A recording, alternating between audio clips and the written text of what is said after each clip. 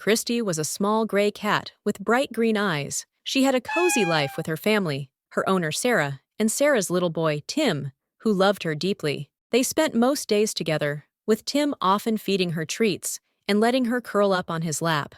Christy felt safe and loved, never imagining that life could be any different. But one morning, she woke up to an eerie silence. The house was empty. The usual warmth of Tim and Sarah was gone, and there were no familiar sounds of laughter or breakfast cooking. Christy searched the whole house.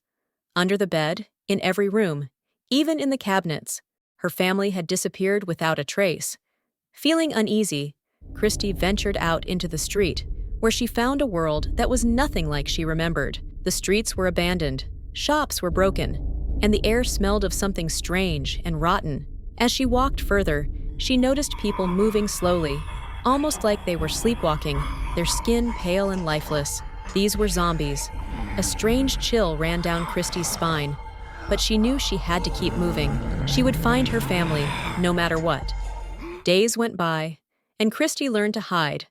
Stay quiet and be careful. She would sleep under cars or in abandoned houses and sneak through empty stores looking for food. Every noise made her jump, but she kept going, determined to find her family. One day, while passing through an alley, Christy suddenly caught a familiar scent. Sarah's scent. Her heart leapt with excitement. The scent was coming from a big hospital building nearby.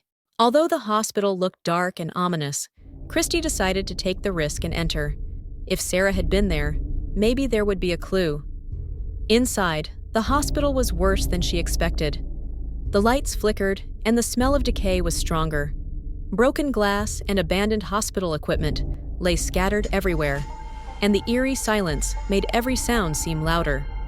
Christy crept down a long hallway, her tiny paws barely making a sound, but she stayed alert, watching for any sign of zombies. She turned a corner and froze. Ahead was a zombie, a former nurse with pale skin and empty eyes, shuffling slowly down the hallway. Christy held her breath and hid behind a pile of old blankets. She waited until the nurse moved past, then continued down the hall as quietly as she could. In a dusty office, Christy noticed a crumpled piece of paper on the floor. She carefully pawed it open and saw Sarah's handwriting. The note read, "We're at the shelter near the old train station. We will wait as long as we can." It was clear her family was still out there somewhere, waiting. Christy's heart filled with new hope. She knew where she needed to go. The journey to the train station was dangerous and exhausting. Christy had to cross several parts of the city, sneaking around broken cars, jumping over debris, and slipping past groups of zombies.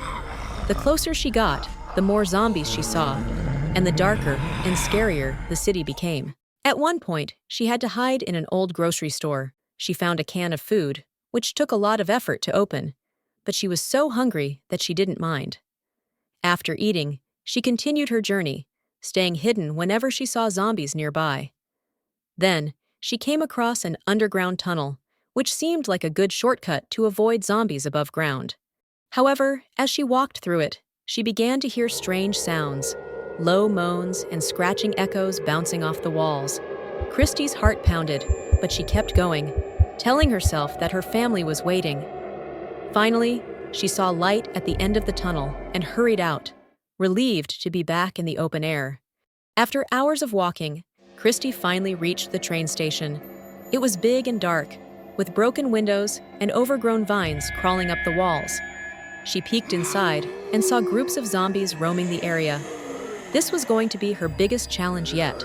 She waited outside, watching closely, studying their movements. She knew she had to be clever to avoid being seen.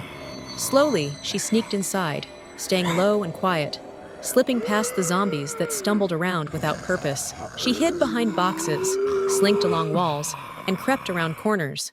In a back room, she spotted a trap door. Could this lead to the shelter?